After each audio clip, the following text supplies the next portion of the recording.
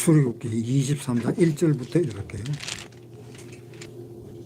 너는 허망한 풍수를 전파하지 말며 악인과 연합하여 무함하는 정인이 되지 말며 다수를 따라 악을 행하지 말며 송사의 다수를 따라 부정당한 증거를 하지 말며 가난한 자의 송사라고 편백되이 두어하지 말지니라. 네가 만일 네 원수의 길 잃은 소나 나귀를 만나거든 반드시 그 사람에게로 돌릴지니 네가 만일 너를 미워하는 자의 나귀가 짐을 싣고 엎드러짐을 보거든 삼가 버려두지 말고 그를 도와 그 짐을 부리울지니라. 너는 가난한 자의 송사라고 공평치 않게 하지 말며 거짓 일을 멀리하며 무죄한 자와 의로운 자를 죽이지 말라. 나는 악인을 의롭다 하지 아니하겠노라. 너는 뇌물을 받지 말라. 뇌물은 밝은 자의 눈을 어둡게 하고 의로운 자의 발을 굽게 하느니라. 너는 이방 나그네를 압제하지 말라. 너희가 애굽 땅에서 나그네 되었은즉 나그네의 정경을 아느니라.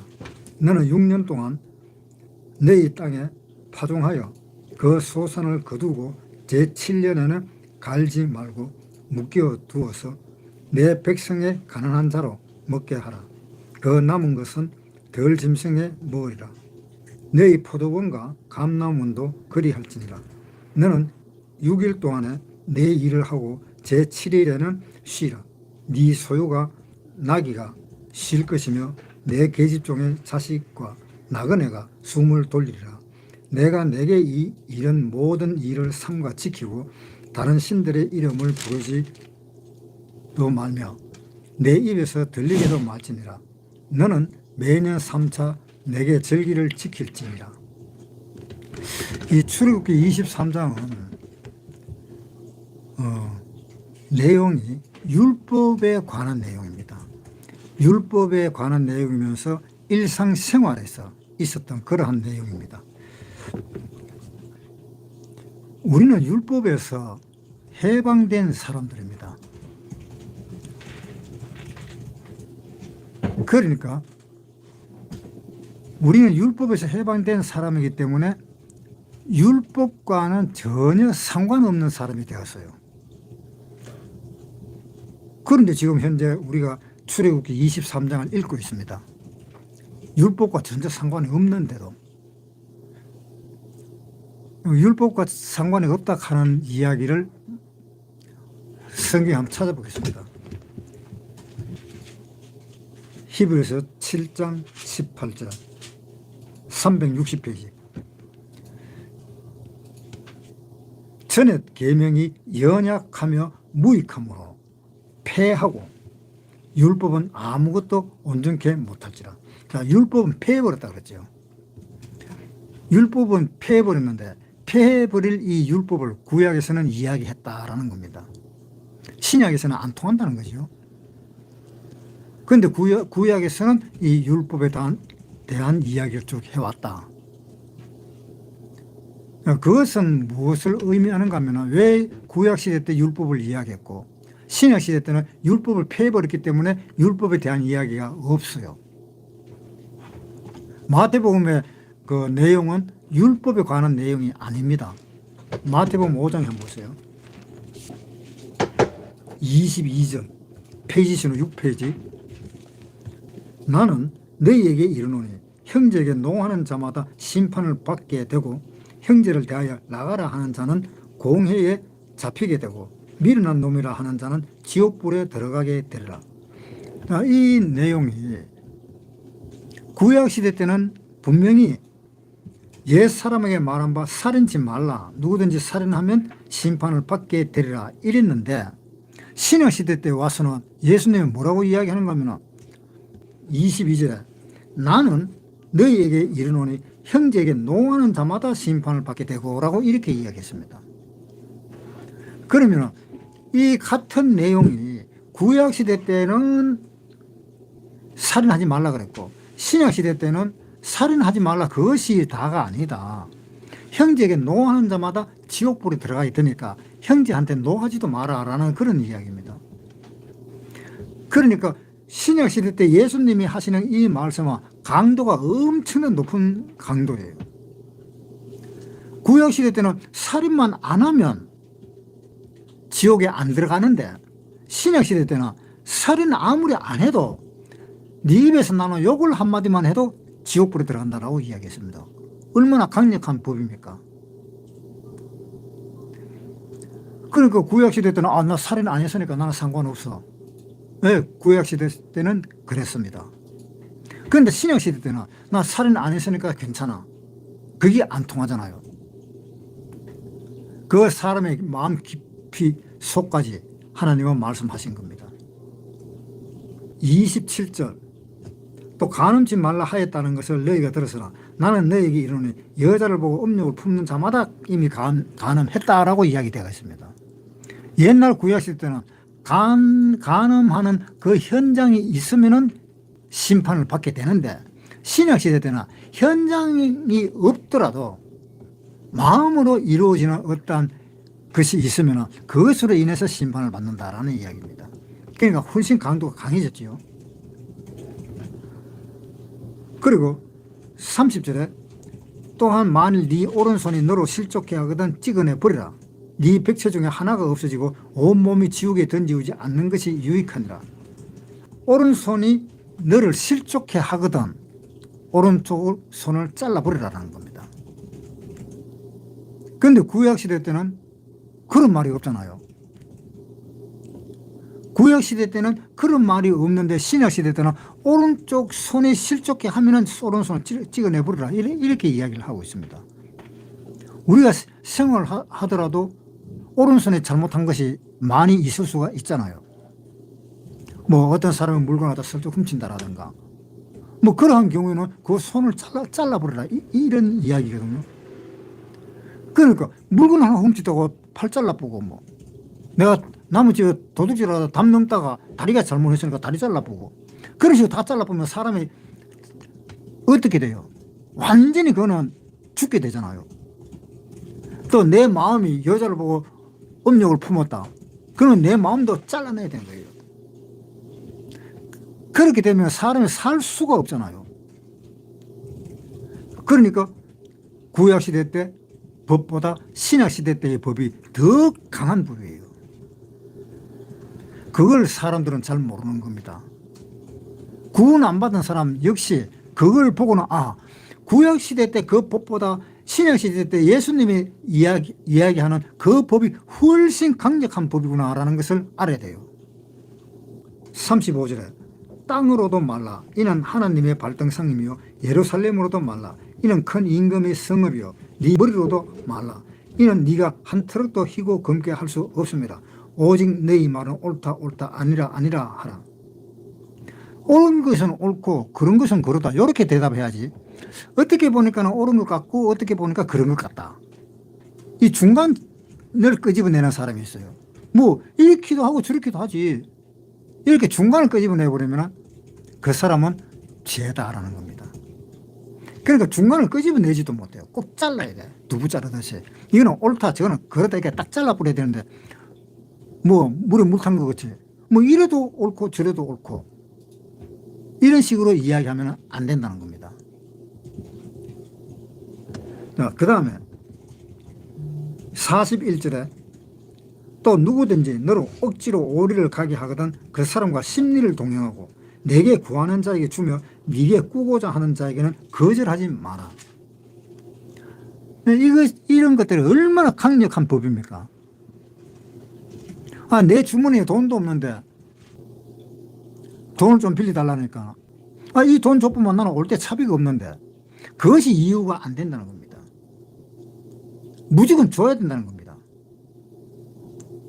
그러니까 그것이 예수님이 하시는 말씀이기 때문에 얼마나 강력하냐 이 말입니다. 구약의 율법은 절로 가락할 정도로 강력합니다. 그런데 그것을 구원 안 받은 사람이 이 성경을 보면 나는 그렇게 할 수 있다라고 생각하는 그 사람 자체가 뭔가 잘못돼도 한참 잘못됐다는 겁니다.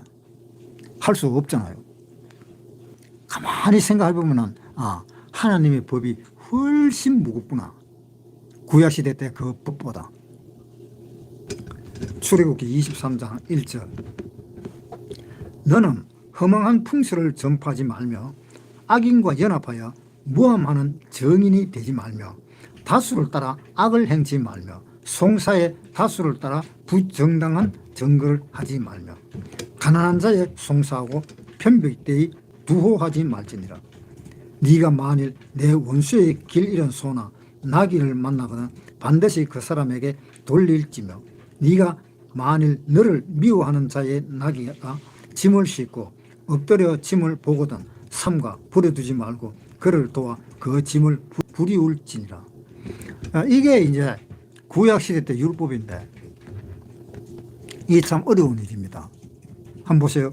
너는 허망한 풍수를 인하여 전파하지 말며 악인과 연합하여 무함하는 정인이 되지 말라. 자, 여기는 허망한 풍수를 줬자. 허망한 풍수를 무슨 뜻입니까? 이 한마디로 허망한, 의없는, 생각지도 않는, 되지도 않는 그러한 풍수를 전파하지 마라.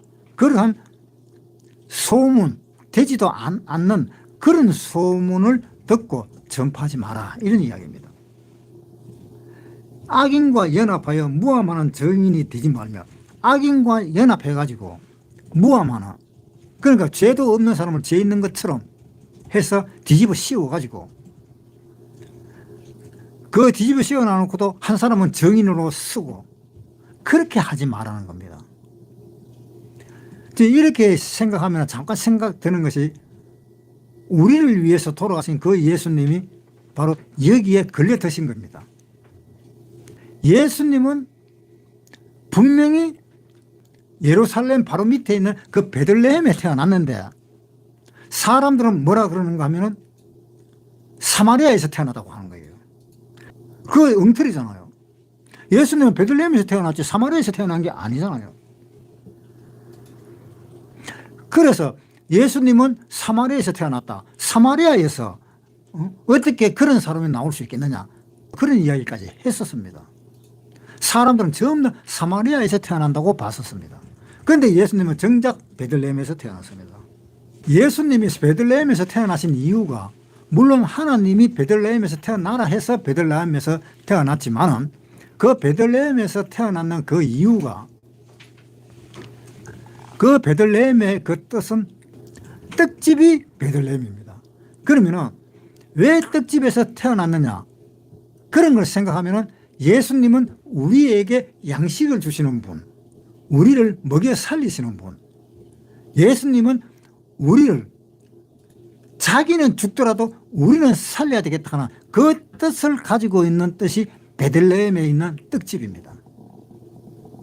우리가 떡을 먹고 살잖아요. 그 떡이 예수님의 몸이다. 요한복음에 보면 이제 그런 말 나오잖아요. 이것은 내 떡이네. 너희는 먹어라. 그 떡은 내 살이다. 이렇게 이야기하고 있잖아요.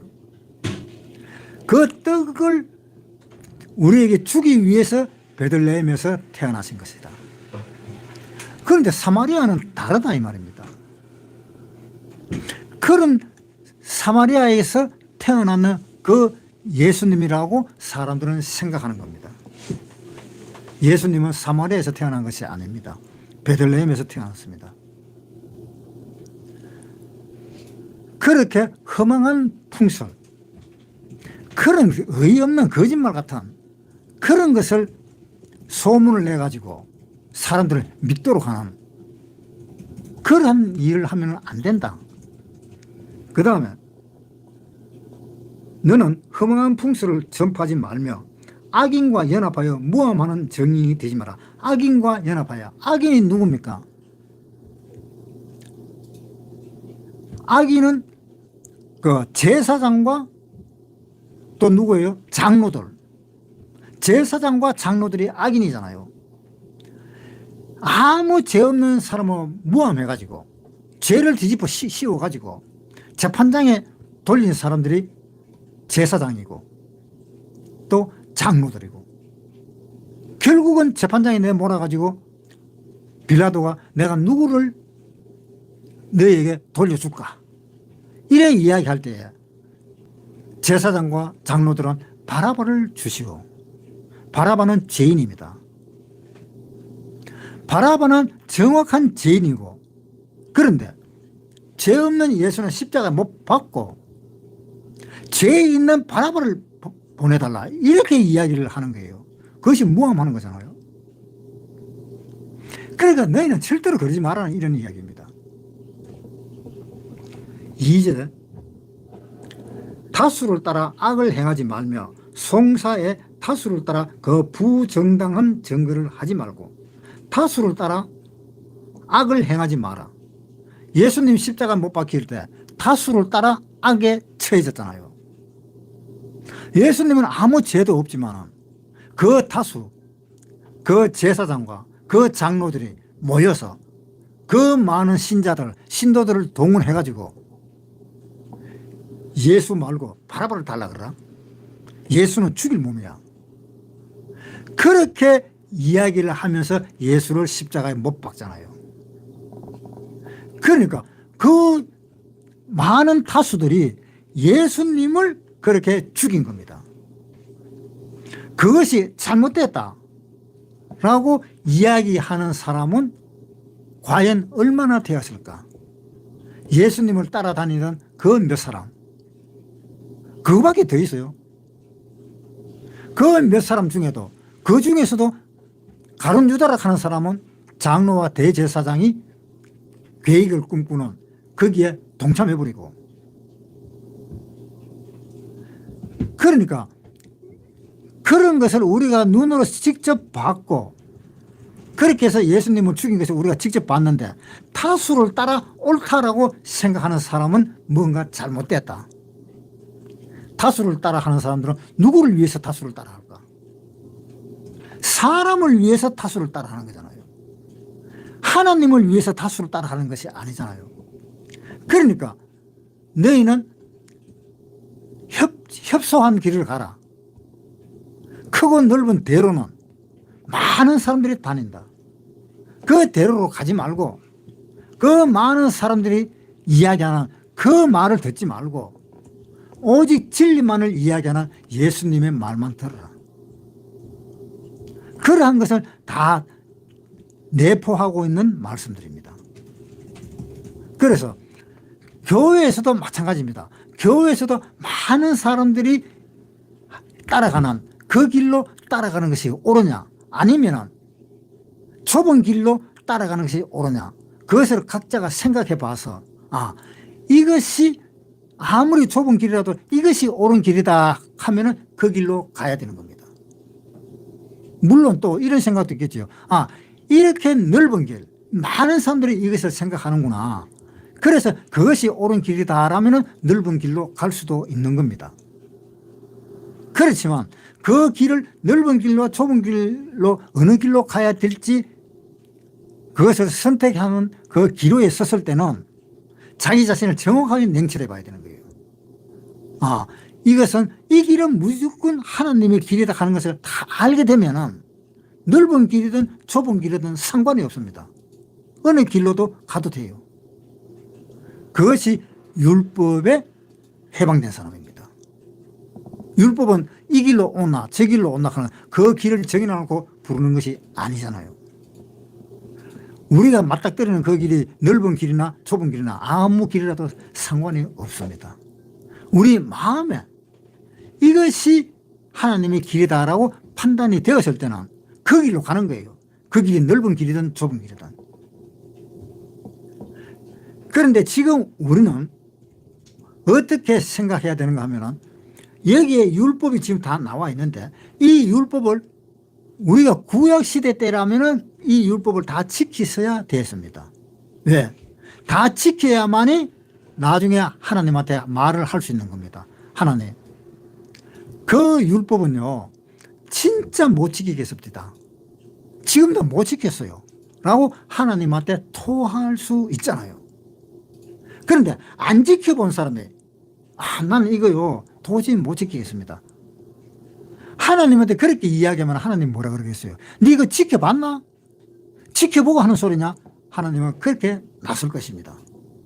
그러니까 일단은 구약시대 때에 이러한 율법이 있으면 일단은 다 지켜야 되는 겁니다. 다 지켜서 도저히 못 지키겠다 하는 그 말이 이제 저절로 튀어나올 때까지 일단 그것을 다 지켜봐야 되는 겁니다. 소수의 사람들처럼 그것을 지켜보지도 않고 뚜껑을 열어보지도 않고 이게 나 못 지켜. 그거는 자기 핑계. 또 이것을 지키기 싫어하는 사람들의 하는 말이 그러한 말입니다. 그래서 구약은 율법을 다 지키도록 만들어 놓고 그 율법을 도저히 못 지키겠습니다 했을 때에 예수님이 오셔가지고 네가 못 지켰냐? 그래 못 지켰으면 이제 지키도록 해줄게.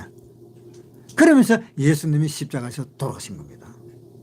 물론 구약시대 때도 그랬습니다. 구약시대 때도 예수님 대신에 동물을 제사로 삼아 하나님께 바쳤습니다. 그런데 동물을 죄를 생각해서 그 동물을 바치니까 어떤 문제들이 일어나는가 하면은 자기가 죄를 지으면 죄에 대한 그 양심을 생각지도 못하고 양심의 가책도 못 느끼고 방금 내가 죄를 지었구나. 양을 한 마리 가져와 죽여. 그러면은 양의 피로 자기는 죄사함을 받는 것입니다. 그 다음 해에 가서 또 잘못된 것이 있다. 그러면 또 양을 잡아와. 돈을 모주고 양을 사가지고 또 하나님 앞에 제사를 지냅니다. 그러면 또 용서를 받습니다. 그렇게 하다가 보니까 계속 양만 잡으면 죄가 없애주니까 죄에 대한 생각을 못하는 거예요. 사람들이. 내가 죄를 지었으면 어떠냐. 난 나중에 양을 한 마리 사가지고 제사 지내면 될 거 아니냐. 그런 식으로 답변이 자꾸 돌아오는 겁니다. 그러니까 나중에 하나님이 뭐라고 이야기하느냐. 사람이 지은 죄 사람이 죽어야 된다 라는 그 이야기가 나오기까지 했습니다. 민수기에 한번 보겠습니다. 35장 33절. 너희는 거하는 땅을 더럽히지 말라. 피는 땅을 더럽히나니 피 흘림 받은 땅은 이를 흘리게 한 자의 피가 아니면 속할 수 없다라고 이런 모습을 봐버렸습니다. 그러니까 사람이 죄를 지어서 피를 흘리게 되었다면 그 피를 흘리게 한 그 사람의 피가 아니면 용서가 안 된다라고 이렇게 이야기했습니다. 그러니까 결국은 사람이 지은 죄는 사람이 죄를 속할 수밖에 없다라는 그런 이야기가 나옵니다. 그래서 예수님이 이 구약시대 때 몇천 년 동안 구약시대 때 양을 가지고 계속 제사를 지냈지만은 그것을 하나 못 깨닫고 양을 잡으면 된다 그러면서 계속 같은 죄를 계속 지으니까 예수님이 오실 때에 내가 죽어야 되겠구나. 내가 죽어야만이 이 사람의 죄가 완전히 용서가 되고 그 다음에 양심의 가책이 있어서 자기가 죄가 지었다는 것을 무슨 죄를 지었다는 것을 자기가 알고 이제 죄를 짓지 않을 것이다. 그 생각으로 예수님은 오신 것입니다. 오셔서 십자가에 달려서 돌아가셨습니다.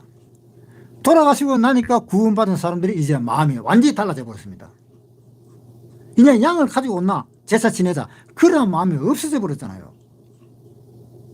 그런 마음이 없어지니까 결국은 그 마음속에 양심이 이제 되살아난 겁니다. 양심이 되살아나서 그 양심은 예수님의 피로 발라져 버린 겁니다. 그래서 그 양심에 따라 생활을 하기 시작하게 된 것이 예수님의 죽음으로부터 지금까지예요. 출애굽기 23장 다시 보겠습니다. 너는 허망한 풍설을 전파하지 말며 타인과 연합하여 무함하는 정인이 되지 말며 다수를 따라 악을 행하지 말며 송사의 다수를 따라 부정당한 증거를 하지 말며. 자, 여기에 증거하는 것도 예수님은 십자가 못 박아놓고 증거를 하지요. 이 사람이 우리가 45년 동안에 교회를 갖다 지었는데 이 사람이 무너뜨리래요. 그러면 자기가 다시 짓는데요. 그렇게 왜곡해가지고 예수님이 하시는 그 말씀을 왜곡해가지고 그렇게 말을 하는 겁니다. 그래서 예수님은 그것을 왜곡하지 말라고 자기 육체를 가리켜 하신 말씀이다 라고 이야기했습니다. 요한복음에 한번 보세요.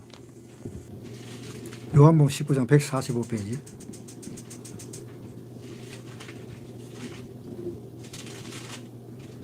십구 절부터 예수께서 대답하여 가라사대 너희가 이 성전을 헐라. 너희가 이 성전을 헐라 그랬어요. 내가 사흘 동안에 일으키리라. 유대인들이 가로되 이 성전은 46년 동안에 지었거늘 네가 3일 동안에 일으키겠느냐 하더라. 그러나 예수는 성전된 자기 육체를 가리켜 말씀하신 것이라. 죽은 자 가운데서 살아나신 후에야 제자들이 이 말씀하신 것을 기억하고 성경과 및 예수의 하신 말씀을 믿었더라. 자, 예수님이 성전을 둘러보시고 이 성전을 헐라 그랬습니다. 너가 헐라 그랬습니다. 예수님이 헌다 소리 안 했습니다. 그런데 저 예수님 십자가 못 박힐 때 거짓 증거를 하잖아요. 자기가 이 성전을 허물겠다.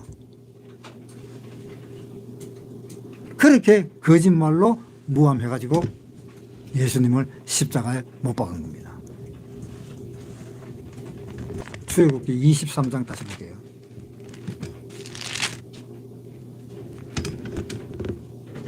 3절 가난한 자의 송사라고 편백되이 두호하지 말지니라. 네가 만일 원수의 길 잃은 소나 나귀를 만나거든 반드시 그 사람에게 돌릴지며 네가 만일 너를 미워하는 자의 나귀가 짐을 싣고 엎드러짐을 보거든 삼가 버려두지 말고 그를 도와 그 짐을 부리울지니라. 자, 이게 지금 전부 다 율법이죠. 이 율법은 구원받은 우리한테는 율법이 완전히 없어져 버렸습니다.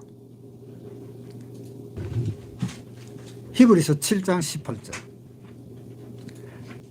전에 계명이 연약하며 무익함으로 폐하고 율법은 아무것도 온전케 못할지라. 율법은 아무것도 온전케 하지 못한다라고 이야기되어 있습니다. 신약시대 때 율법이 없어져 버렸잖아요. 그런데 율법을 지키려는 사람들이 엄청나게 많아요. 심지어 구원받은 사람이 이 율법을 지키는 경우도 있습니다. 왜? 이 성경 구절을 옳게 못 봤기 때문에. 구원받은 사람도 율법을 지키려는 사람들이 있어요. 그거 조심해야 돼요. 그러니까 이 구원받았는 사람은 율법이 폐해져 버렸기 때문에 구원받은 사람은 율법을 지키려고 해도 율법이 없기 때문에 못 지킵니다. 율법 없어졌잖아요. 없어졌으니까 있어야 지키는데 없어졌으니까 못 지키는 거잖아요. 그런 율법을 구원받은 사람이 다시 율법을 끄집고 와서 지키려고 그래요? 그러면은 절대로 안 됩니다. 자, 그러면은 우리 율법을 지키지 않는 우리는 예수님이 이야기했잖아요. 내가 너희에게 새 계명을 준다고 이야기했습니다. 요한복음에 보세요. 요한복음 13장 33절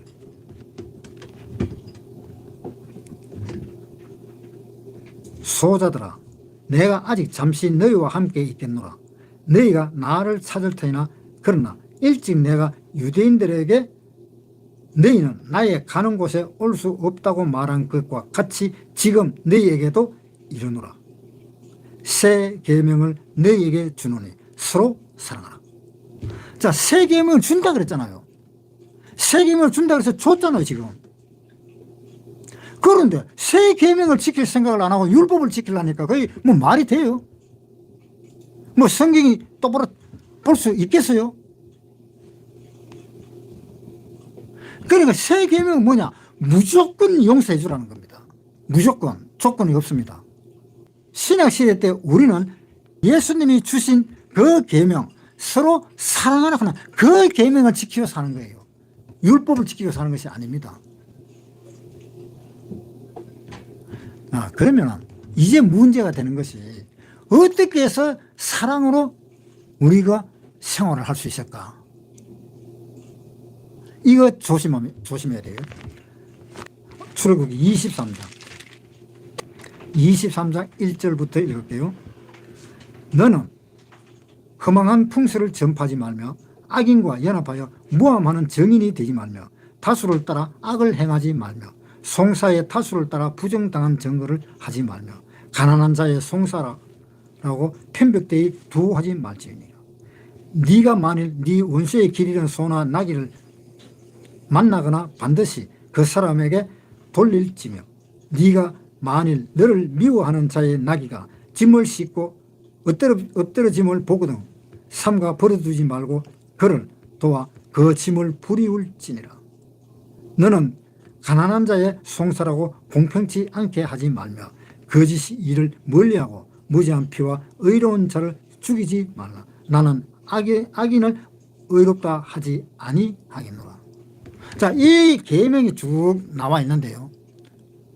이 계명을 어떻게 해야만이 우리가 완성할 수 있을까? 지키는 것이 아니고 사랑은 모든 죄를 덮는다 그랬으니까 사랑하면 되잖아요. 베드로전서 4장 47절 만물의 마지막이 가까웠으니 그러므로 너희는 정신을 차리고 건신하여 기도하라. 무엇보다도 열심으로 서로 사랑할지니 사랑은 허다한 죄를 덮느니라. 자, 사랑은 허다한 죄를 덮는다 그랬잖아요. 그러니까 교회가 필요한 것이 왜 필요한가 하면 서로 사랑하라. 서로 사랑하면서 서로가 짓고 있는 그 죄를 용서를 해주라 합니다. 그것이 교회입니다. 자, 그러면은 이것이 교회인데 교회와 지금 이 출애굽기 23장과 어떤 관계가 있는가? 출애굽기 23장에 쭉 나오는 이 법들이 구약이니까 이 법들이 율법인데 이것을 각각 개개인이 지켜야 될 것이지요. 왜? 보세요. 1절부터 너는 허망한 풍세를 전파하지 말며 누구 보겠어요? 너는 그랬잖아요. 개인이지요. 그 다음에 네가 만일 네 원수의 길리는 소나 나귀를 만나거든 반드시 그 사람에게로 돌릴지며. 자, 전부 다 니는 이런 이야기잖아요. 너는 이렇게 지키라. 이러한 이야기입니다. 그런데 신약시대로 넘어옴으로 인해서 신약시대 때는 어떻게 이야기하는가 하면 너희는입니다. 자, 베드로전서 4장 7절에 뭐라고 되어 가세요? 만물의 마지막이 가까웠도다. 그러므로 너희는 정신을 차리고 건신하여 기도하라. 무엇보다도 열심으로 서로 사랑할지니라. 사랑은 허다한 죄를 덮느니라. 너는 아니잖아요. 너희는 정신을 차리고 건신하여 기도하라. 무엇보다도 열심으로 서로 사랑하라. 서로 사랑하는 건 혼자서 서로 사랑하는 겁니까? 아니지요. 복수지요. 상대방과 나. 그 둘이 서로 사랑하라는 겁니다. 그러니까 출애굽기 23장에 있는 이 율법들은 지금 이 시대로 이야기하면 어떻게 이야기를 할 수 있는가 하면요. 각각 그 개개인이 지키는 것이 아니다라는 겁니다. 그것을 각 개인 보고 사랑하는 것이 아니라 그 한 무리, 교회 내에서 복수예요, 복수. 한 사람이 이야기하는 것이 아닙니다. 두 사람 이상. 두 사람 이상이 서로 사랑하는 곳이 교회입니다. 그러니까 이 율법은 지금 신약시대에 이야기한다면 교회 내에서 서로 사랑하라는 이야기입니다. 교회 내에서. 교회 내에서 서로 사랑하고 지킬 것이 있으면 교회 내에서 지키고 교회 내에서 지키는 것은 바로 뭡니까? 사랑이잖아요. 교회에는 뭐가 있습니까? 사랑이 있는 곳입니다. 그것이 잘 이해가 안 되면요. 다시 자 생각해 봅시다. 내가 어떤 사람이 굉장히 미워. 내가 어떤 사람이 굉장히 미운데 내가 그 사람한테 복음 이야기 해주고 싶은데도 내 마음이 그 사람이 너무너무 미워. 그래서 복음 이야기를 하기가 싫어. 그런데 어떤 교회 한 형제 자매 중에 한 사람이 그 사람하고 또 친구네. 그 사람하고 친구가 돼가지고 그 사람이 우리 교회에다가 데리고 왔어요. 데려가고 이 사람이 성경이 좀 듣고 싶어 하는데 목사님 이야기 좀 해주세요. 그래요? 그러면 내가 딱 보니까 내가 엄청나게 미워하는 사람인데 나는 내가 안 그래도 전하고 싶은 마음이 있었는데도 내가 일부러 안 전했는데 우리 교회에 있는 어떤 사람이 이 친구를 데리고 와서 전도를 해달라 그래요. 자, 그러면 목사가 해줄까요 말까요? 말면은 안 되지요. 교회 안에는 사랑인데 할 수 없이 그 이야기를 합니다. 그것이 사랑이잖아요. 자기 개인이 사랑이 아니고 원수가 된다 할지라도 그 사람을 교회에 끌고 와버리면 사랑으로 대해야 되잖아요. 왜? 교회는 사랑이기 때문에. 그 사람을 전도를 해야 되잖아요. 그러니까 교회 안에서는 개인이 하는 일이 아니다는 겁니다. 무슨 일이든지 개인이 자기 혼자만 탁 움켜쥐고 내 혼자만 이렇게 해야 되겠다. 그러면서 자기 혼자만 하는 곳이 교회는 아니다라는 겁니다. 교회는 어떤 곳이냐? 자기 혼자만 하는 것이 아니라 교회에 있는 같은 신도들이 합쳐서 같이 일을 하는 겁니다. 그래야만이 사랑을 이룰 수가 있습니다. 개인이 혼자서 일을 하면 절대로 사랑하다가 넘어집니다. 이거 안 되네. 사랑이 되게 힘드네. 그렇게 되는 거예요. 나는 도저히 하나님 앞에 사랑을 못해. 그러면 하나님이 뭐라 그랬어요? 야, 네가 어떻게 사람이 그러냐? 네가 구원받을 때는 율법을 못 지키겠다고 나한테 아우성을 치고 아이고 하나님 나는 도저히 율법을 못 지키겠습니다. 그러니까 하나님이 그 방편을 갖다 해줬는데 그 방편을 해주고 난데 사랑하라 그랬는데 하나님 나 사랑도 못 하겠어요. 그렇게 하면 그거 어떻게 돼요? 하나님이 이놈 자식이 도저히 안 되겠네. 그러면 알았어. 하나님은 그 사람의 명을 단축시킬 수도 있습니다. 너는 도저히 안 되겠어. 율법도 못 지킨다. 사랑도 못한다. 그런 놈이 어떻게 하나님을 믿느냐. 최종적으로는 그렇게 되어버린 겁니다. 하나님한테 나는 율법을 절대로 못 지키겠습니다. 했으면 됐습니다. 하나님의 방편을 마련해 줬습니다. 그 방편을 해준 그 방편으로 살아나가면 돼요. 그 방편이 사랑입니다. 사랑으로 살아나가면 됩니다. 그런데 그 사랑도 못 지키겠다고 하나님한테 부르짖으면 그거는 안 된다는 이야기입니다. 그거는 교회의 모든 사람이 다 합쳐서 그 사랑으로 나아가라는 겁니다. 그것이 시편 133편에 있습니다.